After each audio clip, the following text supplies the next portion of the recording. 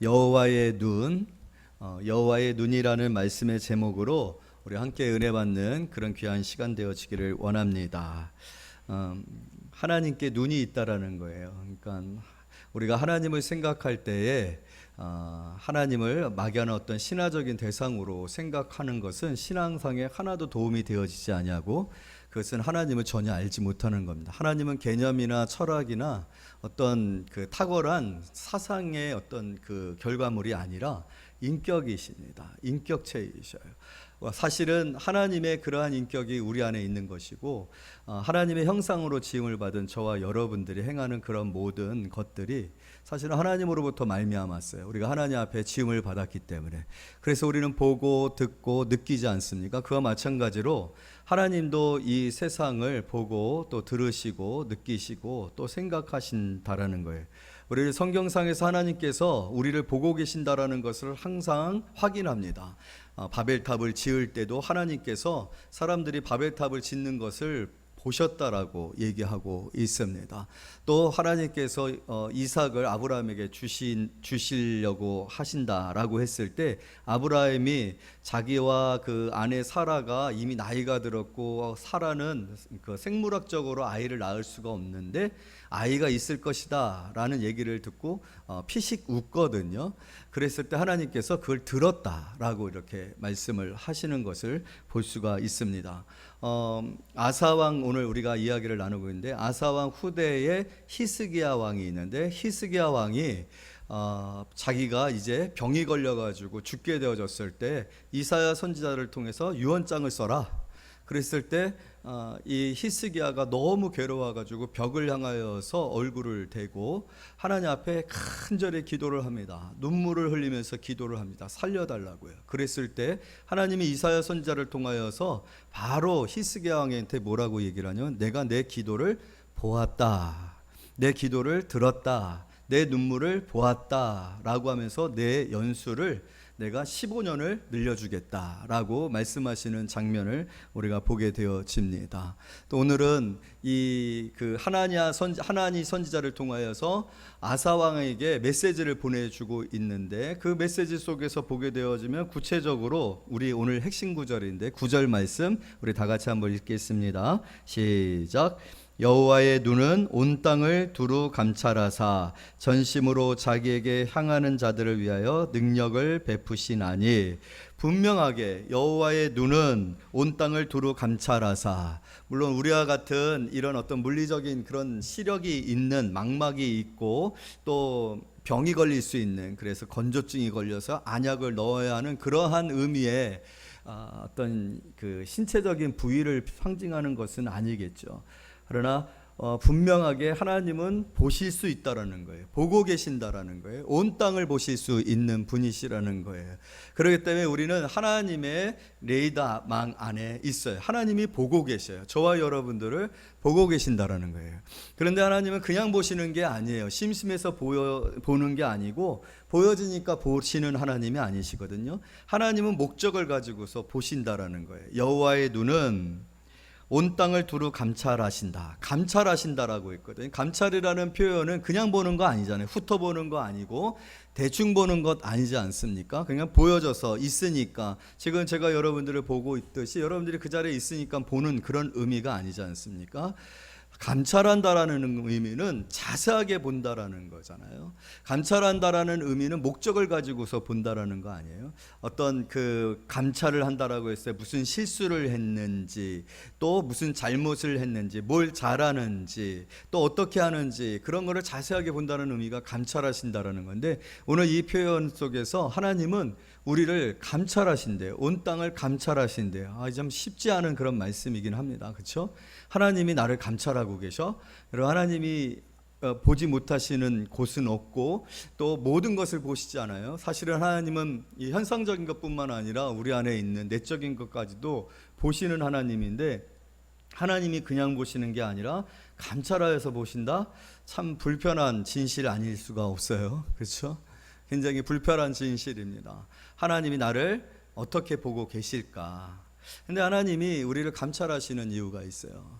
감찰하실 수밖에 없는 이유가 있어요. 그것은 바로 신학이 있기 때문에. 신학이라는 건 뭐냐면 하나님께서 정말 우리에게 원하는 것이 무엇인가? 하나님께서 하나님과 우리의 관계 속에서 정말 원하시는 것이 무엇이는가? 그곳에서 하나님이 우리에게 원하시고 우리에게 바라시는 것, 그게 바로 신학이거든요.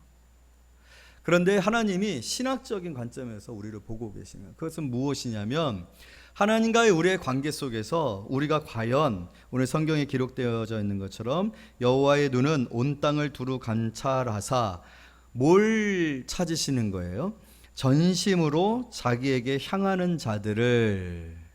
하나님이 지금 감찰하시는 것은요, 자세하게 찾아보시는 것은요, 자세하게 하나님께서 이렇게 집중해서 보시는 건 뭐냐면 하나님을 전심으로 의지하는 자를 찾으시는 거예요. 세상에 많은 사람들이 있는데 그 많은 사람들 속에서 정말로 하나님을 전심으로 의지하는 사람들. 그런데 여러분, 이게 바로 신학이라는 거예요. 무슨 신학이요? 하나님이 저와 여러분을 지으셨습니다. 우리는 창조의 그 원리 속에서 하나님으로부터 말미암아 지음을 받은 피조물이에요. 그래서 우리의 어떤 인생의 목적이나 가치나 우리의 삶의 내용은 창조주에게 귀속되어 있어요. 마치 토기장이가 자기의 쓸 목적에 따라서 그릇을 그 목적에 따라 만들잖아요. 과일 그릇을 만들었으면 과일을 담기 위해서 그릇을 만든 거예요. 그러면 그 과일을 잘 담기 위하여서 데워져야 되잖아요, 그릇이. 그러니까 관계 속에서, 하나님과의 관계 속에서 우리의 삶의 의미가 있는 거죠. 하나님은 우리를 그렇게 지으신 거예요. 그래서 우리는 하나님의 지으심대로, 하나님의 부르심대로, 하나님의 소유대로, 하나님의 계획과 목적대로 살아갈 때 가장 행복하고 가장 평화롭고 가장 능력 있는 삶을 살게 되어집니다. 그것이 신학이에요. 그것이 하나님이 창조의 원리예요. 우리는 그런 존재입니다. 그랬을 때 가장 강력하고 힘 있는 행복한 삶을 사는 것이거든요. 그런데 문제는 이게 파기가 되어진 거예요. 죄로 말미암아서 우리가 하나님을 의존하지 아니하고 나를 의지하고 내 생각대로, 내 뜻대로, 내 힘대로 살기를 결정한 거죠. 그리고서 내 마음대로 사는 거예요. 하나님은 상관없어요. 하나님을 알려고 하지도 않아요. 하나님의 통제를 받지를 않습니다. 하나님과 어떤 연결도 되어 있지 않아요. 하나님께 도움을 구하지도 아니하고 하나님을 찾지도 아니하고 하나님을 의지하지도 않습니다. 그게 문제는. 그래서 하나님은 자기를 의지하는 사람들, 전심으로 자기를 의지하는 사람들. 왜요? 그렇게 지음을 받았으니까. 그렇게 지음을 받은 피조물이기 때문에, 그렇게 지음을 받은 대로 살 때 사실은 가장 행복하거든요. 그래서 하나님은 그러한 존재들을 찾고 계시는 거예요. 전심으로 자기를 의지하는 자를 하나님께서는 감찰하고 계시는 것이죠. 여러분, 오늘 우리의 신앙생활의 내용이나 목적이 무엇입니까? 그것은 다른 게 아니라요, 내가 하나님을 잘 믿어서 하나님께서 우리를 축복해 주시니까 그 축복을 바라서 내가 하나님을 잘 믿는 거, 그 의미가 아니에요. 하나님과의 나의 관계를 명확하게 알고 내가 그 관계에서 떠나서 죄악 가운데 있었는데 이 죄악의 결과로 말미암아 우리 사망에 이를 수밖에 없었는데 하나님께서 나를 불쌍히 여기셔서 예수 그리스도로 말미암아 우리를 구원해 주시고 하나님과의 관계를 다시 새롭게 회복한 거예요. 하나님만을 의지하고 하나님만을 위해서 사는, 그리고 그러한 사람들을 하나님은 어떻게 하신다고 했어요? 오늘 성경에 보니까 능력을 베푸시느니라. 이 능력이 바로 축복인 거예요. 내가 하나님 앞에 열심히 했으니까 하나님 나 복 주세요. 내가 하나님 앞에 정말로 11조를 드리고 금식을 하고 내가 하나님에게 잘했으니까 하나님 거기에 대한 대가를 주불해 주세요 라는 그런 차원의 문제가 아니라, 물론 우리가 그렇게 하게 되어지는 것은 하나님과의 그 관계의 온전한 회복 속에서 그렇게 하는 것이지만, 근본적으로 오늘 우리는요, 하나님을 전적으로 의지하고 하나님을 위해서, 하나님의 영광을 위해서 살아갈 때 가장 행복하고, 또 하나님 그렇게 사는 자들에게 능력을 베푸신다는 거예요. 그래서 이게 제일 안 됩니다. 우리의 불편한 진실이 무엇이냐면 이게 안 돼요. 우리는 전심으로 하나님을 의지하지를 못해요. 안 하는 게 아니라 못하는 존재예요. 죄의 존재는, 죄의 본성은 철저하게 하나님을 의지하지 못하게 합니다. 나를 중심으로 해서 살아가게 해요. 세상을 중심으로 해서 살아가게 한단 말이에요. 이것이 우리의 유혹이고 우리의 시험입니다. 그런데 그 가운데서 하나님을 의지하는 자가 있다? 여러분, 하나님한테는 너무나도 쇼킹한 거죠. 하나님한테는 너무나도 특별한 거죠. 그런 자들에게 하나님이 당연히 능력을 베푸실 뿐만 아니라 그들과 함께 하실 수밖에 없는 것은 이게 신학이기 때문에 그런 거예요. 가만히 이 말씀을 묵상하면서 생각을 해봤어요. 여러분, 내가 과연 전심으로 처음부터 끝까지 하나도 변함없이 100% 하나님을 의지하면서 살아갈 수 있을까? 살아갈 수 있었어요. 우리가 그렇게 지음을 받았기 때문에 우리는 그렇게 살아갑니다. 그것은 쉽게 우리가 그 본성에 의하여서, 하나님이 주신 그 본성에 의해서 살아가고 있는 세상의 많은 피조물들을 보게 되어지면 그래요. 세상의 모든 피조물들은요, 본성적으로 하나님을 의존하여 창조주의 계획과 목적에 따라서만 살아갑니다. 그럼 해바라기는요, 항상 해를 바라보면서 움직이도록 지음을 받았어요. 창조되었어요. 그래서 항상 해를 따라서만 살아갑니다. 노란 꽃이 뭐가 있을까요? 여러분들이 좋아하는 꽃들 중에서 노란 꽃이 뭐가 있을까요? 하나만 얘기를 해주세요. 노란 꽃.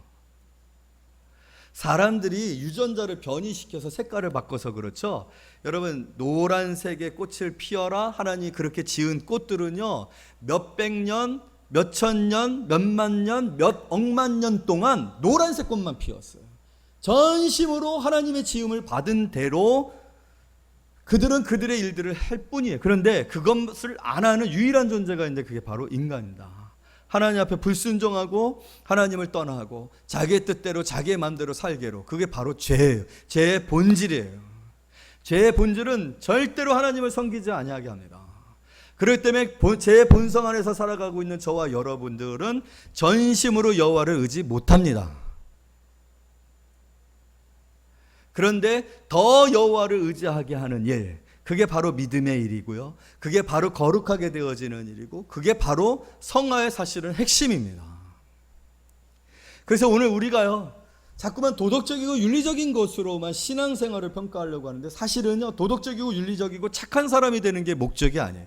우리가 신앙생활을 하는 목적은 착한 사람이 되는 게 목적이 아니고 축복을 받는 게 목적이 아니라 하나님을 더 아는 거예요. 하나님을 더 의지하는 거예요. 하나님이 내 인생의 포지션을 더 많이 갖도록 해가는 과정, 그 훈련이 바로 신앙생활의 내용인 거예요. 그래서 재정이나 건강이나 또 결혼이나 직장이나 학업이나 인생의 모든 목표에 있어서 하나님의 뜻을 구하고 하나님의 도우심을 구하고 하나님의 영광을 위해서 살려고 하는 모든 노력들, 그게 바로 우리의 신앙의 노력인 거죠. 전심이 되어지는 거, 정말로 우리의 모든 삶을 통해서 하나님을 의지하게 되어지는 거, 그것이 바로 오늘 우리의 신앙의 목표입니다. 여러분들, 세월이 더하여 가면 갈수록, 예배가 더하여져 가면 갈수록 하나님을 더욱더 전심으로 의지하는 성도님들 되어지기를 원합니다. 하나님이 그러한 성도들을 감찰하고 있어요. 찾고 싶어 하세요. 너무나도 그러한 사람들이 없어요. 하나님은 그러한 사람들을 찾으실 뿐만 아니라 그런 사람들에게 능력을 베푸시는 줄로 믿습니다. 왜 우리의 신앙이 이렇게 무기력하고 이렇게 무능한가? 신앙상에 있어서 왜 이토록 우리가 하나님의 축복을 누리지 못하고, 신앙생활을 하는 사람이나 신앙생활을 안 하는 사람이나 예배를 매일 나오는 사람이나 예배를 띄엄띄엄 나오는 사람이나 별 차이가 없어요. 어제 제가 일본에 있는 친구하고 전화를 했었는데, 일본 선교사입니다. 그런데 뭐 하고 있느냐고 했더니 캠프를 하고 있대요. 그래서 캠프를 하고 있는데 그런 얘기들 하고, 일본은 약간 어쨌든 그렇더라고요. 코로나에 걸리기도 하지만, 코로나가 하루에 뭐 몇만 명씩 나오기도 하지만, 이 코로나가 그 치사율이 낮잖아요. 코로나에 걸렸어도 한두 명밖에는 죽지를 않아요. 일본에서도 죽는 사람이 한두 명밖에는 되지를 않대요. 치사율은 낮대요. 그렇다 보니까 그들의 생각 속에서 약간 그 우리가 가진 그런 방역의 어떤 의식들과 좀 다른 의식이 있어서 활동들이 좀 자유로운 그런 상황들 가운데 있는 것 같더라고요. 그러면서 무슨 얘기를 했느냐면, 캠프를 지금 하고 있대요. 성경학교를 하고 있는 거죠. 근데 성경학교를 하고 있는데 그냥 가볍게 저한테 그런 얘기를 하더라고요. 어린 아이들 중에 이번 캠프를 통해서 기도를 하고 수련을 했는데 다리가 좀 이렇게 차이가 나는 친구가 있었는가 봐요. 그래서 그렇게 되면 어떻게 되겠어요? 이렇게 쩔뚝쩔뚝 걷게 되겠죠, 어린아이가. 그런데 이 아이가 다리가 길어졌대요. 다리가 길어졌대요. 이번 캠프 때. 그러면서 이번 캠프를 안 했으면 그 아이가 그렇게 역사 하나님의 능력이 나타나서 다리가 이렇게 길어지고 그래서 맞춰져서 온전한 발걸음을 할 수 있는 일들이 일어났겠느냐 하면 그런 얘기를 하면서 참 안타까운 그런 참 교회가 여러 가지 코로나로서 많은 것들이 제약되고 있는 그런 안타까운 얘기들을 하면서 저하고 그런 얘기들을 나누었었는데 능력을 베푸시느니라.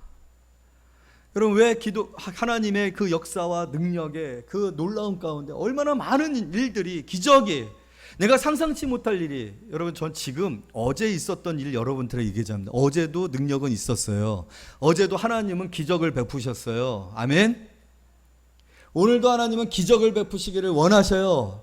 하나님은 온 땅을 두루 감찰하시느니라. 전심으로 자기를 의지하는 자에게 능력을 베푸시느니라. 할렐루야.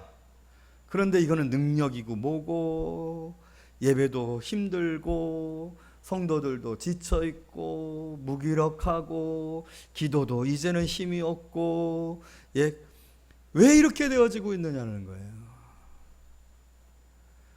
우리의 삶에 하나님의 능력이 나타나야 할 때 여러분 우리의 삶에 하나님의 능력이 나타나게 되어지면 우리의 삶이 이렇게 무기력할 수가 없어요. 헌신하고 희생하고 두려워하지 않냐고 단대하고 믿음을 전하고 믿음을 증거하고 믿음으로 살아서 하나님의 축복받는 역사들을 경험하게 되어질 줄로 믿습니다. 문제는 여호와의 눈이 온 땅을 두루 감찰하실 때 감찰하신다라는 의미는 대충 보는 거 아니에요. 겉으로 봤을 때 교회 나왔으니까 믿음이 좋구나 라는 그런 측면이 아니라 정말 마음의 중심에 하나님을 전적으로 의지하는가 그걸 하나님은 아신다는. 그런데 그렇게 하나님을 전적으로 의지하는 자들에게 하나님은 반드시 능력을 베푸시는 줄로 믿습니다. 오늘 하나님의 선지자가 그 문제를 지금 지적하고 있는 거예요. 왜냐하면 이 직전에 아사왕에게는 어떤 일이 있었느냐면 아사왕이 아버지가 3년만 왕으로 즉위하여서 왕이 되었다가 일찍 폐위를 당했어요. 아버지가 3년 있다가 폐위를 당했으니까 그 다음 그 왕의 자식인 이 아사 왕이 왕이 되어졌을 때 나이가 몇 살이었겠어요? 어린 나이에 왕이 된 거예요. 어린 나이에 왕이 되었다라는 거 여러분 엄청난 부담입니다. 왕자가 아무리 훈련이 되어진다라고 해도 국가 전체를 책임져야 하는 그 책임감이라는 건 엄청나게 큰 거예요. 엄청난 두려움이 있었겠죠. 그 두려움 속에서 이 아사왕이 무엇밖에는 의지할 것이 없었겠어요. 하나님밖에는 의지할 것이 없었던 거예요. 하나님을 의지합니다. 하나님을 사랑하는 왕이었어요. 이 아사왕에 관련되어진 내용이 14장부터 시작되어지는데 우리 14장 한번 보도록 하겠습니다. 14장 1절 우리 다 같이 읽습니다. 시작. 아비아가 그의 조상들과 함께 누움에 다윗성에 장사되고 그의 아들 아사가 대신하여 왕이 되니 그의 시대에 그의 땅이 10년 동안 평안하니라. 그리고 2절 시작. 아사가 그의 하나님 여호와 보시기에 선과 정의를 행하여 하나님 여호와 그의 하나님 여호와 뭐하기에 보시기에 여호와의 눈은 온 땅을 두루 감찰하시느니라. 하나님이 아사왕을 보신 거예요. 하나님이 아사왕을 보았는데 이 아사왕이 하나님 앞에 간절해요. 하나님을 사랑해요. 그래서 하나님을 너무 사랑하고 하나님을 너무나도 의지하니 아사왕이 보니까 막 우상 숭배를 하면서 나라가 완전히 난장판인 거예요. 하나님을 잘 섬기지를 않는 거예요. 그래서 우상들과 아세라 상당, 바알 상가 그런 산당들을 다 깨트립니다. 여러분 그 어린 왕자의 마음 가운데 어떤 마음이 있었겠어요? 그 왕자의 마음 속에는 오직 하나님밖에는 없었던 거예요. 하나님 앞에 잘 보이고 싶었던 거예요. 하나님을 잘 섬기고 싶었던 거예요. 왜냐 하나님밖에는 없었으니까 그 어린 나이에. 그런데 그렇게 했었더니 어떤 일이 벌어졌는가라고 했냐면 하나님이 10년 동안 평안을 주십니다. 평안을. 그런데 또 위기가 찾아옵니다. 어떤 위기가 찾아오냐면 9절 읽습니다. 9절 다 같이 읽습니다. 시작. 구스 사람 세라가 그들을 치려하여 군사 100만 명과 병거 300대를 거느리고 마레사에 이르매 그 아프리카 지역에 있는 구스라는 그 지역의 세라가 군대를 이끌고서 이스라엘을 쳐들어온 거예요. 유다를 쳐들어온 것입니다. 군사가 100만 명, 300대의 병거. 이건 도저히 이스라엘 남유다의 군사력으로는 감당을 할 수 없는 그런 상황이에요. 여러분 그때에 우리가 너무나도 잘 알고 있는 그 아사왕의 기도가 있어요. 연설이 있는데 11절 우리 다 같이 읽도록 하겠습니다. 11절 시작. 아사가 그의 하나님 여호와께 부르짖어 이르되 여호와여 힘이 강한 자와 약한 자 사이에는 주밖에 도와줄 이가 없사오니 우리 하나님 여호와여 우리를 도와주소서. 우리가 주를 의지하오며 주의 이름을 의탁하옵고 이 많은 무리를 치러 왔나이다. 꼭 제가 열심히 성경을 읽을 때 느끼는 거죠. 외롭다라는 거, 아무도 함께 읽어주지 않는다라는 거, 굉장히 중요하다라고 했는데도 여러분들은 말씀을 잘 읽지 않는다라는 거, 여러분 굉장히 중요한 말씀이고, 이 말씀은 사실은 외워서 계속해서 여러분의 기도문에 넣으면 여러분들은 횡재할 수 있는 기도문이에요. 너무 귀한 말씀이거든요. 우리 다시 한번 읽습니다. 시작.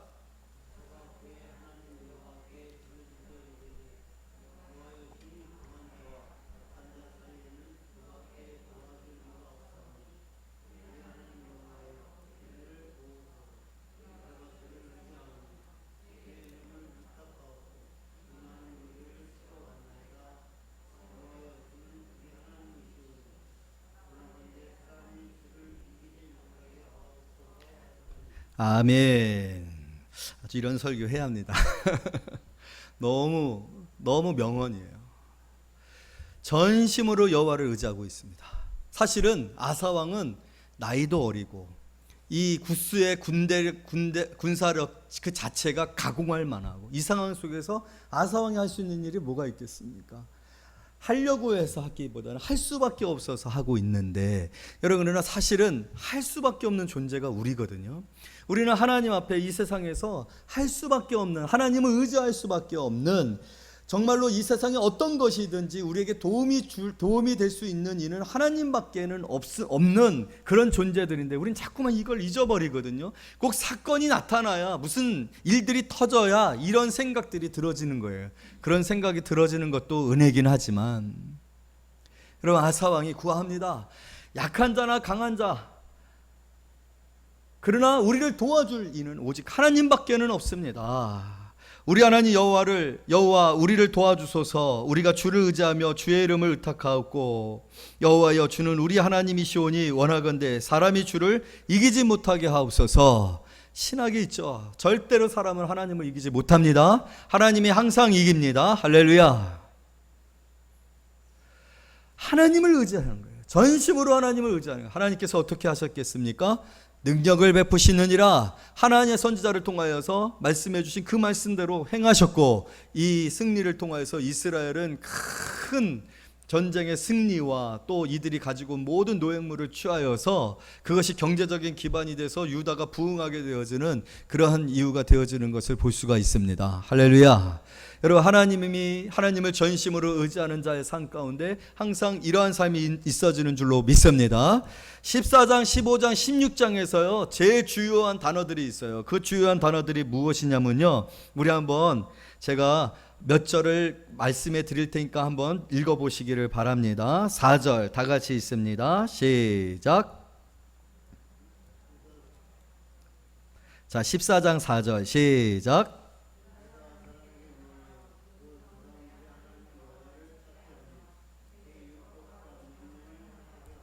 자, 7절 시작.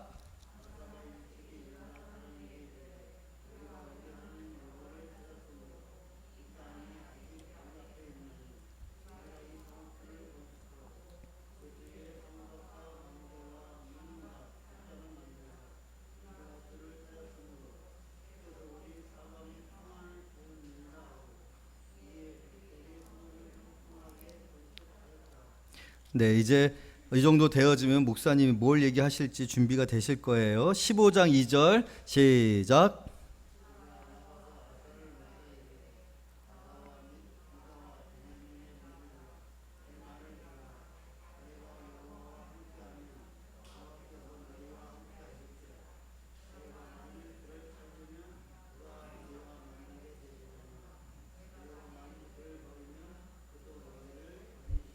(4절) 시작.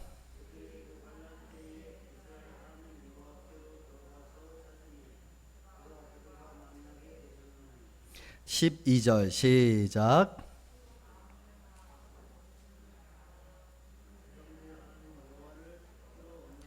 13절 시작.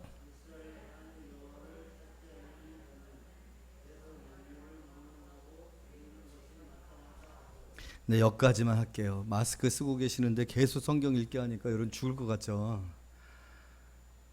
뭔 것 같으십니까? 여러분 14장과 15장과 16장에 여호와를 찾다라는 단어가 9번이 나옵니다. 9번. 결국 이 아사왕을 통하여서 하나님이 우리에게 말씀하고 싶어하는 건 뭐냐면 여호와를 찾는 것과 여호와를 찾지 않는 것의 차이가 무엇인지를 말해주고 싶은 거예요. 오늘 우리가 여호와를 의지하고 여호와를 찾고 여호와를 우리의 도움으로 구하는 삶이 어떠한 삶인가? 100만 군대를 하나님께서 물리쳐 주시는 삶이에요. 능력을 베푸시느니라. 여러분 하나님이 우리를 그냥 창조하신 것 아닙니다. 능력 있는 삶으로 창조하셨는 줄로 믿습니다. 강하고 능력 있고 하나님의 이름으로 말 일컬음을 받는 자들, 하나님의 영광입니다.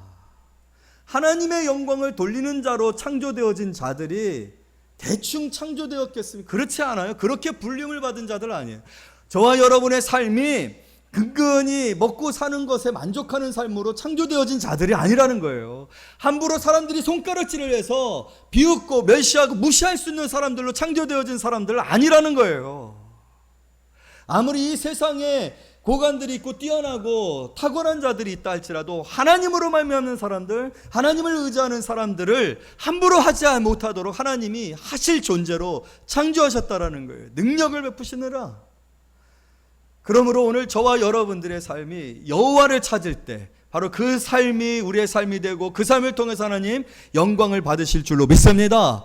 그러한 도전에 관하여서 지금 아사왕이 뭐라고 얘기하냐면 하나님을 찾지 않으면 죽여버리겠다, 이렇게까지 결심을 하는 거예요. 왜요? 봤거든요. 구스와의 전쟁에서 100만 군대를 하나님이 물리쳐 주시는 것을 봤거든요. 사람이 하나님을 이기지 못하는 것을 봤거든요.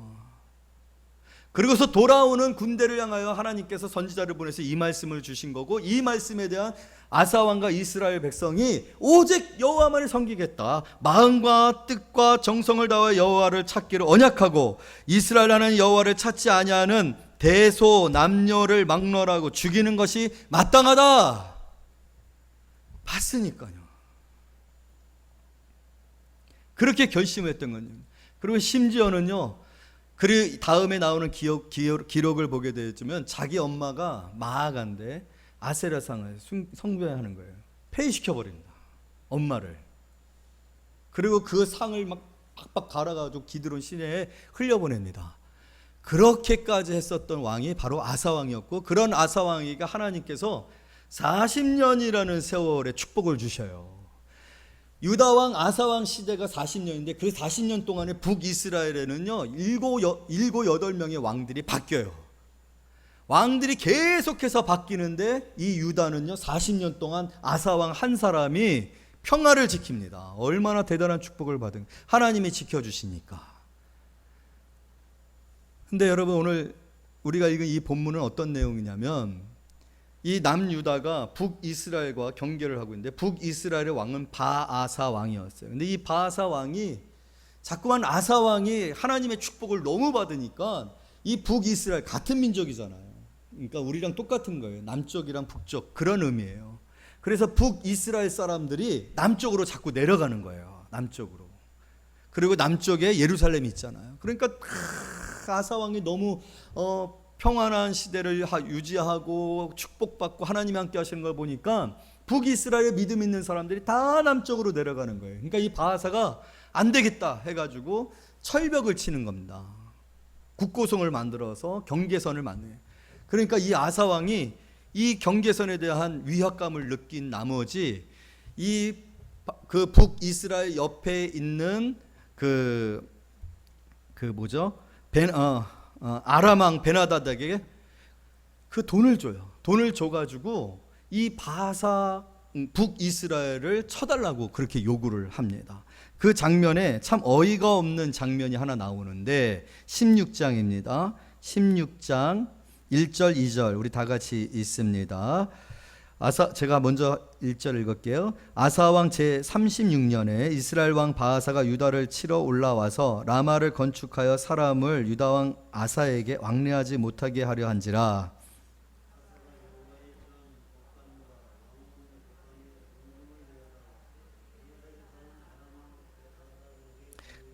네, 다메섹에 아람 왕 베나단에게 돈을 줘가지고 회유를 해서 협공 작전을 하는 거예요. 남유다하고 그리고 이 북이스라엘의 오른편에 있었던, 우리가 지도상을 볼 때 오른편에 있었던 아람 군대가 협공을 해서 이 베나닷이 북이스라엘 북쪽을 칩니다. 그러니까 남쪽하고 지금 경계를 이루고 있는데 북쪽을 치니까 바하사 왕이 북쪽에 그 문제를 정리하러 간 동안에 이 아람이 그 라마성을 치려고 라마성의 경비가 약해진 틈을 타서 거기를 공격해서 함락하고 거기에서 사용되어졌었던 재료들을 가지고서 뭐 미스바에다 성읍을 세우고 하는 그런 일들을 행하는 것을 볼 수 있어요. 우리가 볼 때는 야, 엄청 전략적이다 라고 생각되어질 수 있지만 이게 하나님이 보셨을 때 마음에 안 드시는 거예요. 왜요?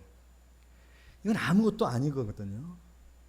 지금 막 전쟁이 난 것도 아니거든요. 그냥 요새를 짓는 그런 상황이었는데 지금 아사왕이 어떻게 하고 있어요? 36년 되었을 때 이제 아사왕 말기쯤 되어진 거예요. 나라가 평온하고 모든 사람들이 자기를 좋아하고 인기가 올라가고 하니까 게을러진 거예요. 나태해진 거예요. 교만해진 거예요. 그랬더니 자기의 지식을 의지해서 전략을 짜서 지금 이 위기를 모면하려고 하는 그런 모습을 볼 수 있어요. 심지어는요, 참 기가 막힌 장면이 있는데 돈을 줬다고 했지 않습니까? 돈을 줘서 이 그 옆에 있는 아람 군대를 활용하려고 했었던 건데 이 돈이 어디서 나왔는지가 굉장히 중요한데 오늘 성경은요, 두 곳에서 나왔다라고 표현하고 있어요. 자, 2절 다시 한번 읽어보면 아사가 여호와의 전 곡간과 왕국의 곡간에 은금을 내. 지돈 갖다가 쓰지 왜 성전 돈을 쓰냐고요. 여호와의 곡간. 여호와의 곡간에 손을 댔다라는 것은 어떤 의미입니까? 이 아사 왕이 그만큼이나 교만해졌고 신앙이 어떻게 된 흐트러졌다는 거예요. 교회 돈에 손을 댄 거예요. 얼마나 교만해진 겁니까? 하나님이 이 모습을 안타까워하시는, 이 모습을 슬퍼하시는 거예요. 그래서 하나냐 선지자를 보내서 오늘 우리가 읽은 이 본문을 얘기하는 거예요. 하나님은 이게 우리의 본성입니다. 우리는요, 평안할 때, 형통할 때, 또 내가 뭔가 좀 잘하고 있을 때, 자랑할 만한 것이 있을 때 하나님을 의지하는가? 전심으로 하나님을 의지하는가? 끝까지 하나님을 의지하는가? 하나님이 자기가 어렸을 때 정말로 아무런 도움도 없고 오직 하나님만이 도움이다 라고 생각되어 하나님만을 의지했을 때, 아까 우리가 읽었었던 그 멋진 연설과 기도를 했었던 그 아사왕, 그의 신앙의 중심이 오직 하나님이셨는데, 그때는 전심이었는데, 그랬을 때 하나님이 여러분 어떻게 그 100만 군대를 물리쳐줬어요. 지금은 100만 군대가 아니에요. 전쟁이 일어난 것도 아니에요. 그런데 이게 무서워가지고 이런 짓을 하느냐? 곡간에 손을 대느냐? 지금 이게 하나님이 하나냐 선지자를 통해서 말하는 거예요. 여러분, 오늘 하나님은 우리를 보고 계십니다. 여호와의 눈은 우리를 감찰하신다. 정말 우리가 근본적으로 어떤 존재였는지를 우리가 깨닫지 않으면, 그리고 우리가 그런 하나님의 피조물로서 하나님의 도우심을 오직 하나님만을 의지해야 할 그런 존재인 것을 알고 하나님만을 사랑하는 자로 있지 아니하고 우리의 마음이 나를 자랑하고 나를 사랑하고 세상을 의지하는 그러한 교만과 게으름과 나태함을 하나님은 어찌 그걸 모르시겠습니까? 다 아신다라는 거예요. 그래서 오늘 이 말씀을 통하여서 저와 여러분들이 정말 나의 신앙을 점검하고 내가 어떤 존재인지를 항상 기억하면서 내가 그런 하나님을 배반하고 죄인이 되었다라는 것을, 그러나 이러한 죄인조차도 하나님께서 용서하시고 나를 구원해 주셨다라는 그러한 근본적인 의식이 우리에게 있을 때 우리는 하나님을 결코 배반하지 아니하고 전심으로 섬기는 그런 사람이 되어질 줄로 믿습니다. 여러분, 하나냐 선지가 이렇게 했을 때 아사왕이 어떻게 했는 줄 아십니까? 참 사람은요, 교만해지면, 강팍해지면 그 강팍함이, 그 오만함이 얼마나 대단한 것인지 이 하나냐 선지자가 그런 말을 했을 때, 예전에 아사랴 선지자 전쟁에 이기고서 돌아왔을 때는 정말 어떻게 했다고요? 여호와를 마음과 뜻과 정성을 다해 섬기고 그렇게 하지 아니하는 남녀노소들은 다 죽여버리자, 그렇게 했었던 왕이요, 이 하나냐 선지자가 잘못한 것을 지적했을 때는 하나냐 선지자를 쳐서 감옥에 가둡니다. 감옥에. 그리고 이 아사의 마지막을 보게 되면 11절부터 14절에 기록되어 있는 말씀인데, 우리 11절과 16장 11절과 13절까지 말씀을 한 절씩 교독합니다. 아사의 처음부터 끝까지 행적은 유다와 이스라엘 열왕기에 기록되니라. 12절 시작.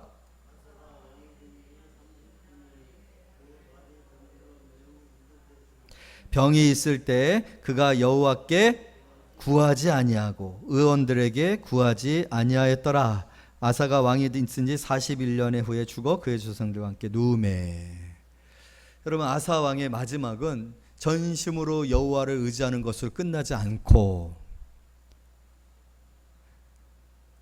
전심으로 여호와를 의지하지 않은 것을 끝나지 않고, 그런데 이게 아사 왕의 일이겠습니까?